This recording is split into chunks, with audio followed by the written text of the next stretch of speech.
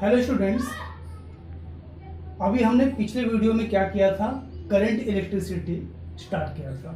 तो उसमें कुछ पार्ट्स तो हमने किए थे कवर, बाकी उसके अलावा और भी बहुत सारे पार्ट्स हैं जो कि अभी हमें कवर करने को भी रहता है। ठीक है ना। तो चैप्टर क्या है, क्लास 12 करंट इलेक्ट्रिसिटी। अच्छा, तो पहले मैं आपको इसमें कुछ बेसिक टर्म्स और बता दूं जो कि इसमें यूजफुल होंगे। तो टॉपिक है ओम्स लॉ।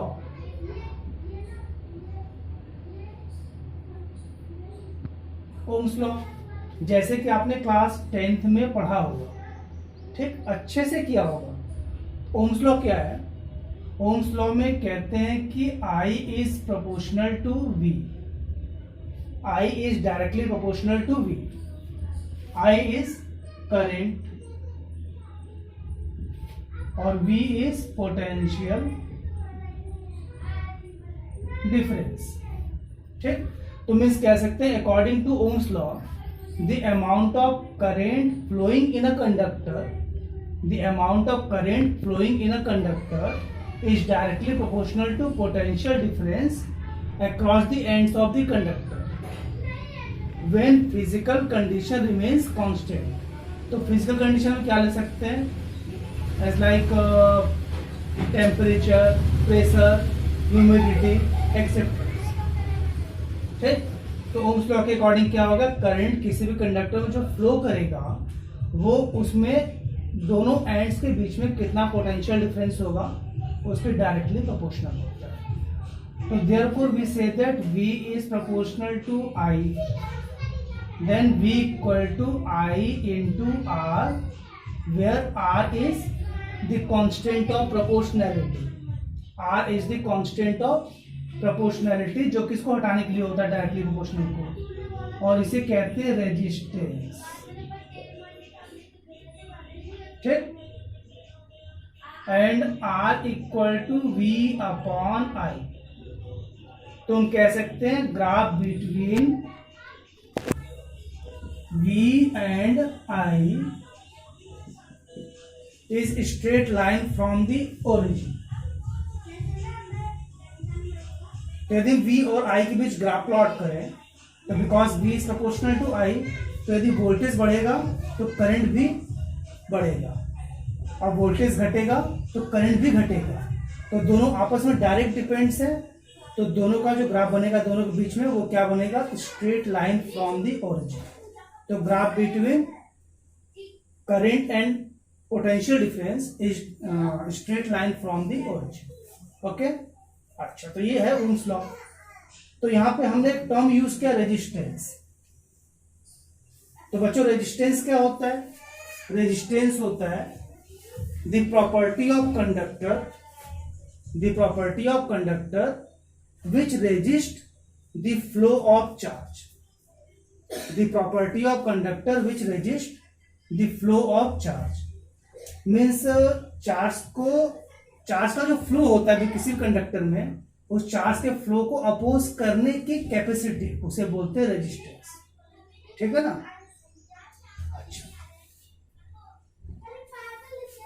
अच्छा, तो हमने रेजिस्टेंस किया, तो रेजिस्टेंस का जस्ट अपोजिट मीन्स रेसिप्रोकल वो होता है conductance.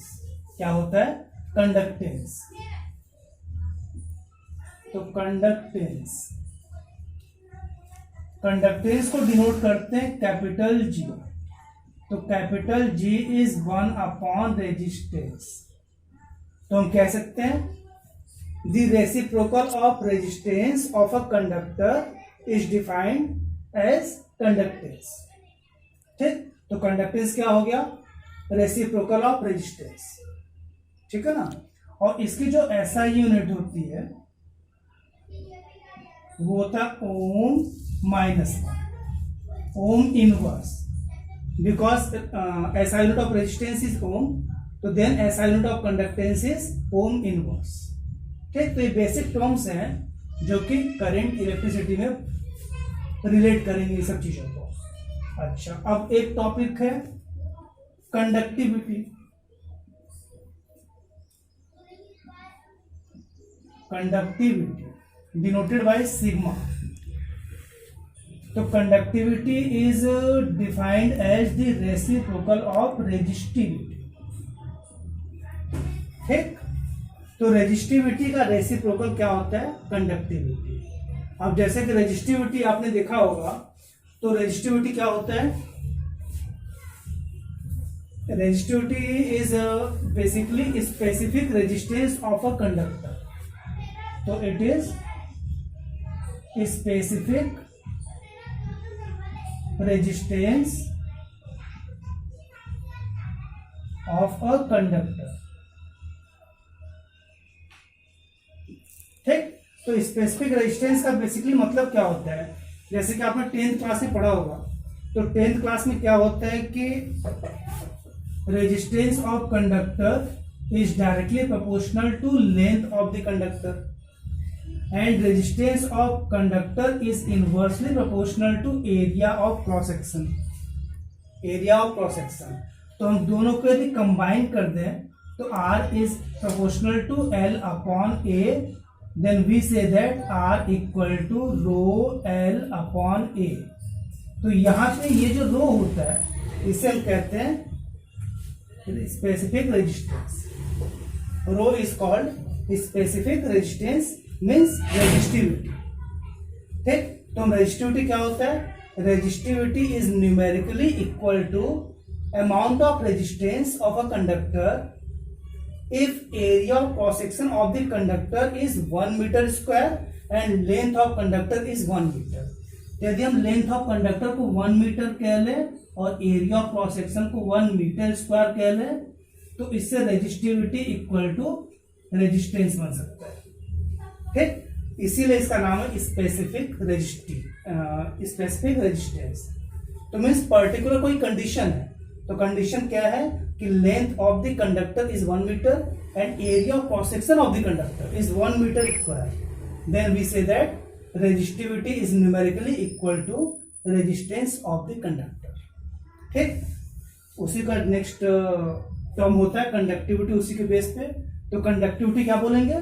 The reciprocal of resistivity. ठीक, तो जिसका कंडक्टिविटी ज्यादा होगा उसका रेजिस्टिविटी कम होगा। ठीक, एंड वाइस वर्सा। अच्छा, तो हमने पढ़ा रेजिस्टेंस। तो resistance is property of conductor which resist the flow of charge. Conductance is reciprocal of resistance. Resistivity which is denoted by rho and reciprocal of resistivity is called conductivity. तो SI unit of resistivity, SI unit of resistivity is ohm metre and SI unit of conductivity, conductivity means किससे denote करते हैं? Sigma से। तो SI unit of conductivity is ohm -1 metre -1, और जो ओम -1 होता है जो कि मैंने यहाँ पे बताया था, तो ओम -1 को हम कहते हैं साइमन, SIEMEN, और इसको डिनोट करते हैं कैपिटल S। ठीक, तो ओम माइनस मीन्स ओम इनवर्स को हम एक और कुछ कह सकते हैं, उसे बोलते हैं साइमन, या इसका दूसरा नाम और भी होता है, इसे हम कहते हैं मोह। ओम इज OHM। अब मोह क्या होता है? उसका जस्ट अपोजिट मोह, MHO। तो इसकी यूनिट को हम क्या बोल सकते हैं? मोह, MHO, मीटर -1। ठीक, तो SI unit of conductivity is ohm inverse, metre inverse. जैसे कि ओम इनवर्स को बोलते हैं मोह या फिर बोलते हैं साइमन। तो इसका यूनिट हो सकता है मोह मीटर -1 या फिर हो सकता है साइमन मीटर -1। ठीक, तो हम कई तरह से इसको डिजाइन कर सकते हैं। ठीक है ना, इसके एसआई यूनिट को।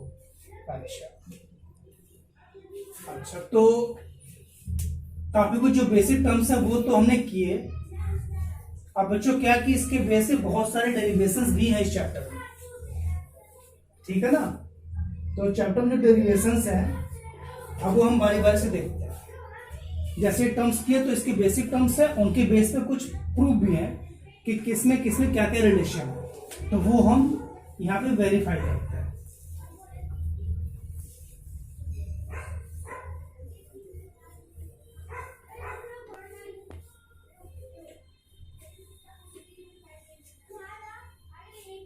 ये देखो, सबसे पहले टर्म है relation between resistivity, relaxation time and number density. जैसे कि पहले हमने आज के जस्ट पहले वाले वीडियो में जो भी तैयार किया था, तो उसमें आपने देखा था टाउ एंड एन। तो टाउ को बोलते थे रिलैक्सेशन टाइम। तो रिलैक्सेशन टाइम क्या होता था? The time gap between two successive collision of free electrons, उसे कहते हैं रिलैक्सेशन टाइम। और एन होता है नंबर डेंसिटी। नंबर डेंसिटी क्या था?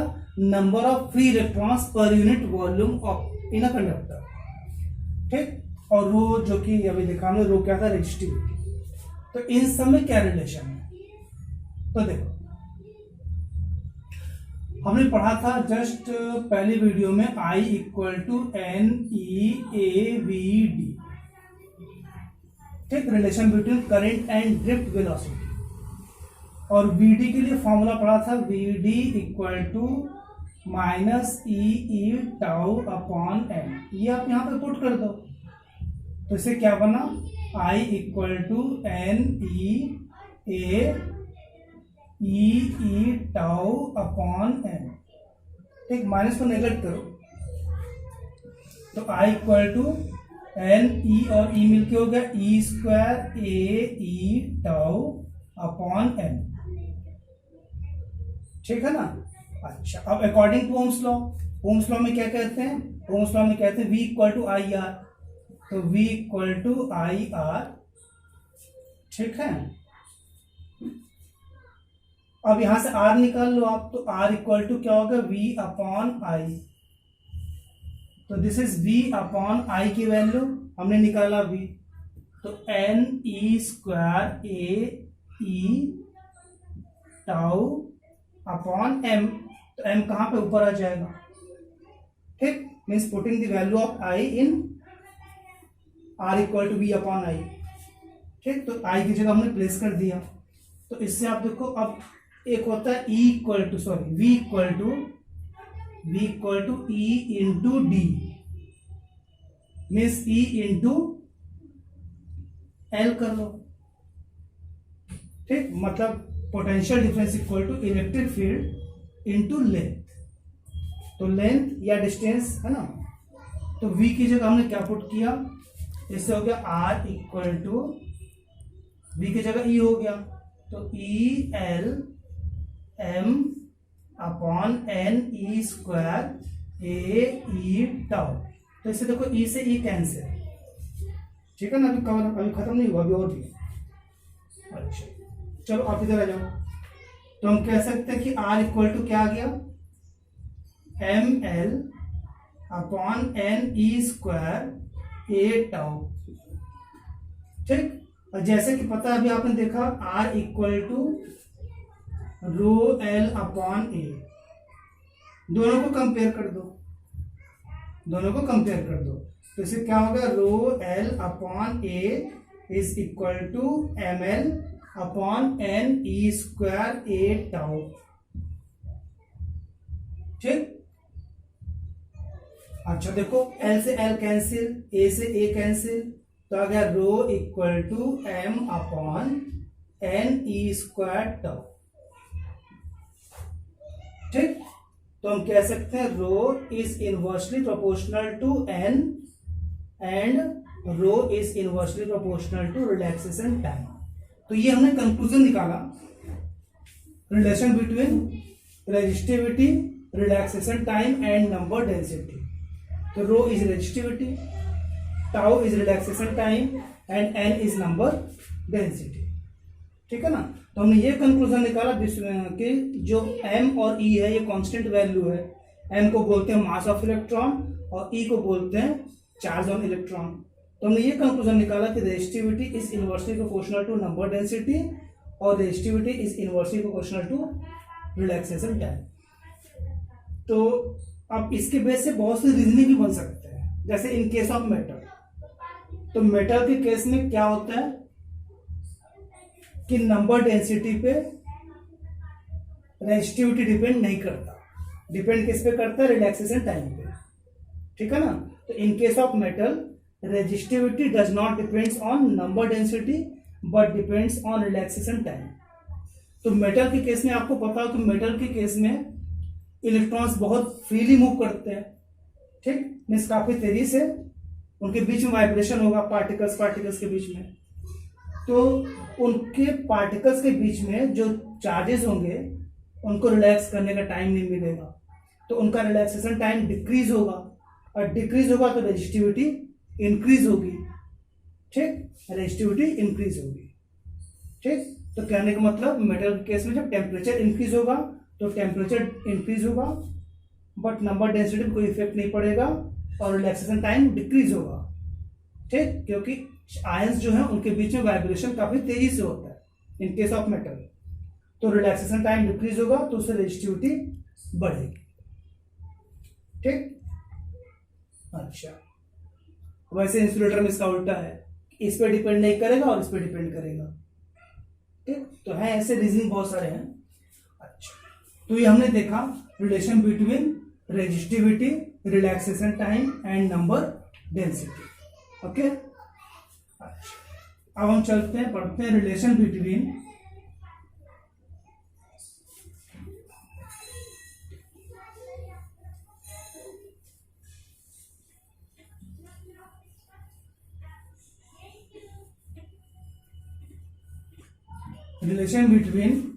जे, सिग्मा एंड ई। अच्छा, तो जे को क्या कहते हैं, यहाँ पे जे मैंने बताया नहीं आपको, जे को बोलते हैं करंट डेंसिटी। तो जे को क्या बोलते हैं, करंट डेंसिटी। तो करंट डेंसिटी क्या होता है, J equal to I upon A. तो current density is defined as current per unit area, ठीक। पर यूनिट एरिया कितना करंट फ्लो होता है उसे बोलते हैं करंट डेंसिटी, ठीक। अच्छा, sigma conductivity and E is electric field, ठीक। तो जे को क्या बोलेंगे बच्चों, करंट डेंसिटी, और सिग्मा को बोलेंगे कंडक्टिविटी, और ई को बोलेंगे इलेक्ट्रिक फील्ड। तो इन तीनों में क्या रिलेशन है, वो रिलेशन बनता है कुछ ऐसे, J equal to sigma into E, J equal to sigma into E, ठीक। अच्छा, प्रूव किया जाए तो देखो जे इक्वल टू क्या बताया, J equal to I upon A, और आई मैंने क्या बताया था अभी, n E A we d, A cancel, तो जे इक्वल टू क्या बन गया, एन ई वी डी, ठीक है ना। और वी डी की जगह पुट कर दो, वी डी क्या था, ई टाउ बाई एम, ठीक है। तो इससे क्या बन गया, J equal to N E square E tau upon N. अब इसको मैं यदि ऐसे लिखूं, जे इक्वल टू, ई को आप छोड़ दो वहीं पे ऊपर ही, और यहां कर दो m upon N E square tau, ऐसे लिख सकता है ना, क्यों, क्योंकि ये टर्म ऊपर जाएगा तो बात तो वही है। और इस पूरे को हमने अभी क्या प्रूव किया था, इसको बोलते हैं रो, मीन्स रेजिस्टिविटी, ठीक। तो जे इक्वल टू क्या बन गया, ई upon rho, but 1 upon rho is called conductivity, same. तो सिग्मा इक्वल टू क्या होता है, 1 अपॉन रो। तो ये क्या बन गया, J equal to sigma into E, ठीक। तो this is relation between J, sigma and E. तो कैसे एक बार फिर रिपीट कर लो, तो because current density is defined as current per unit area, I की value N E A we D, then V D की value E tau upon M. तो ये हमने पुट कर दिया तो ये आपका बन गया। तो जे इक्वल टू क्या होगा, e upon N E square tau को हमने नीचे शिफ्ट कर दिया, तो ये आपका बन गया रो। रो मीन्स रेजिस्टिविटी, और रेजिस्टिविटी का जस्ट रेसिप्रोकल क्या होता है, conductivity. Then we say that J equal to sigma into E, ठीक है ना।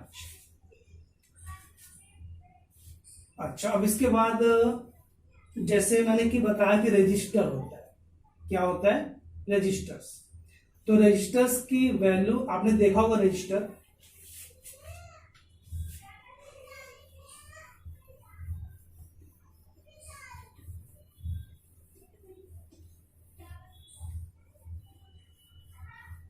आपने रजिस्टर देखा होगा कभी, टीवी, मोबाइल, चार्जर जो भी होता है, कोई भी खराब चीज होगा, टीवी या कंप्यूटर, लैपटॉप जो भी होते हैं, तो अब देखना कि रजिस्टर्स ऐसे बने होते हैं, कुछ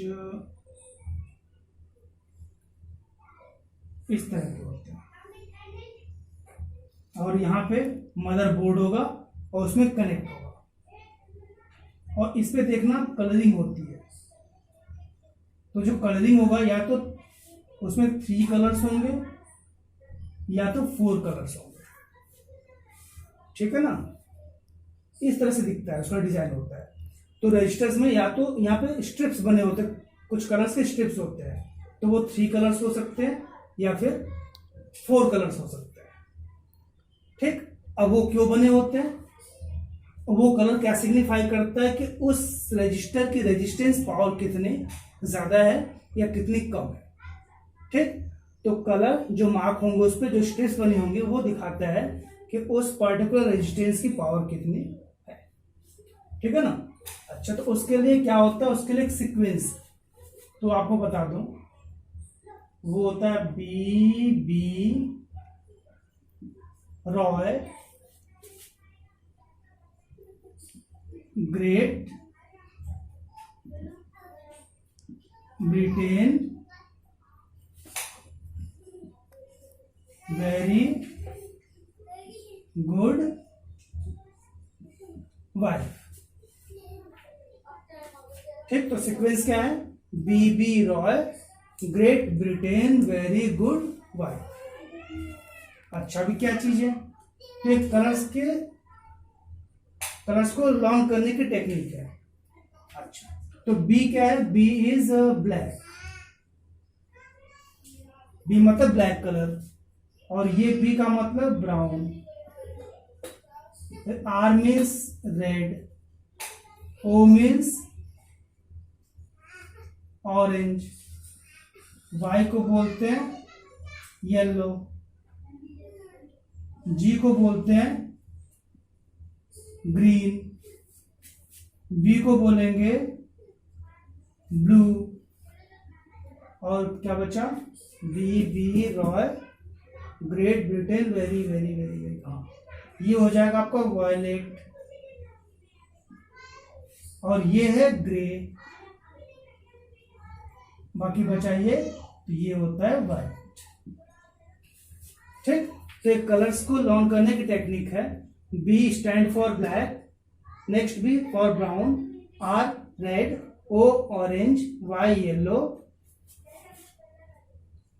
जी means green, great means green, Britain means blue, very means violet, G means good means grey, and white means white, ठीक है ना।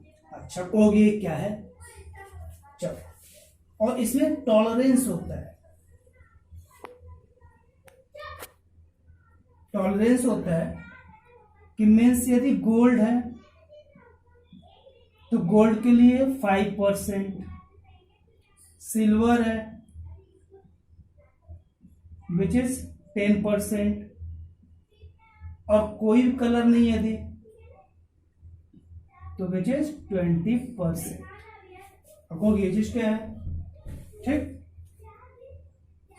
तो जैसे मैंने कहा कि स्टार्टिंग में कि इसमें जो आपका रजिस्टर होगा उसमें या तो 3 कलर्स होंगे या तो 4 कलर्स होंगे, तो जो 3 कलर्स होंगे स्टार्टिंग के वो इनमें से होंगे, इसमें से B Roy Great Britain very good wife, और जो 4th कलर होगा वो इनमें से होगा। तो 4th या तो गोल्ड हो सकता है, 4th मीन्स लास्ट वाला, या तो सिल्वर हो सकता है, या हो ही नहीं सकता, यदि नहीं होगा तो मीन्स कोई कलर ही नहीं है। तो बचे कितने हमारे पास, 3 कलर्स। तो कहने का मतलब या तो 3 कलर होंगे या तो 4 कलर, और जो 4th कलर होगा वो इन दोनों में से कुछ हो सकता है। अब 4th कलर नहीं है तो कोई कलर ही नहीं है, ठीक है ना। जैसे कि इस पे एक सिंपल सा मैं आपको क्वेश्चन बता दूं,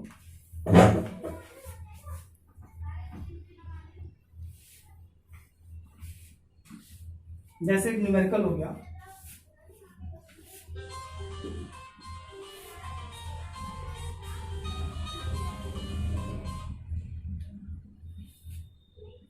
क्वेश्चन है फाइंड आर, मीन्स रेजिस्टेंस की वैल्यू फाइंड करना है, रेजिस्टेंस की वैल्यू फाइंड करना है। और हमारे पास 4 स्ट्रिप दे दिए, रेड, कुछ भी ले लो, ब्लू, ब्लैक और एक ले लिया हमने गोल्ड। ठीक, तो अब R इक्वल टू क्या होगा, देखो तो फर्स्ट कलर क्या है, रेड, तो रेड पे आ जाओ। तो देखो नंबरिंग कैसे होती है, स्टार्टिंग से 0 फिर 1 ऐसे चलता रहता है। तो रेड मीन्स, रेड कहां पे आ रहा है, रेड यहां पे आ रहा है, तो रेड कौन सा कलर होगा, 0 1 2, तो रेड की जगह हो गया 2। ब्लू, ब्लू कहां पे है, यहां पे, तो काउंट करो 0 1 2 3 4 5 6, तो 6। तो जो स्टार्टिंग के 2 कलर्स हैं उससे आप 2 डिजिट का नंबर बनाओगे, और नंबर बना के फिर लिखेंगे मल्टीप्लाई, मल्टीप्लाई थर्ड पे चलो आप, तो थर्ड हमारा क्या है, ब्लैक, तो ब्लैक कहां पे है, स्टार्टिंग में, तो मीन्स 0, तो हम लिखेंगे 10 पावर 0, तो मीन्स स्टार्टिंग के 2 colour 2 digit number, third colour 10 power, तो इतना ओम, तो ये क्या होगा, रेजिस्टेंस की वैल्यू। और इसका टॉलरेंस कितना हो गया, टॉलरेंस जैसे बताया कि कौन सा गोल्ड है, फोर्थ कलर इज गोल्ड, तो गोल्ड का क्या है 5%,